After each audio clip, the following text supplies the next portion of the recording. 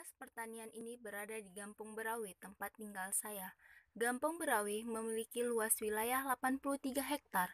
Sebelah utara berbatasan dengan Gampung Bandar Baru, sebelah selatan berbatasan dengan Gampung Lamsepeng, sebelah timur berbatasan dengan Gampung Lambu dan Bandar Baru, dan sebelah barat berbatasan dengan Gampung Kuta Alam. Komoditas pertanian ini memiliki lahan yang tidak terlalu besar mengingat lahan pertanian yang kurang dan dominan dari mata pencaharian warga di kampung tersebut bukanlah sebagai petani. Ini merupakan tumbuhan semusim penghasil buah, di mana timun ini identik dijual pada bulan puasa karena daging buahnya menjadi komponen minuman penyegar untuk berbuka puasa. Meskipun demikian, timun suri bukanlah tanaman musiman karena dapat ditanam kapan saja.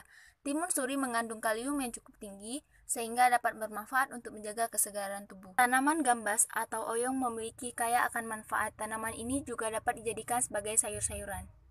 Tanaman terong adalah tumbuhan penghasil buah yang dijadikan sayur-sayuran. Tanaman ini tumbuh hingga 40-150 cm tingginya, daunnya besar, dengan lobus yang kasar, ukurannya 10-20 cm panjangnya, dan 5-10 cm lebarnya.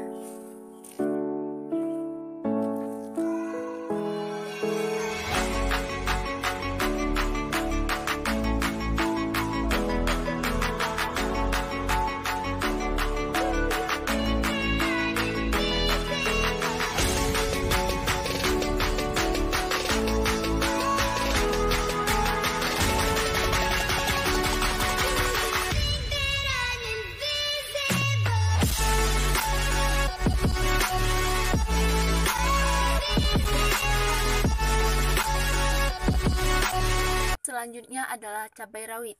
Tanaman ini tumbuh menjulang menghadap ke atas.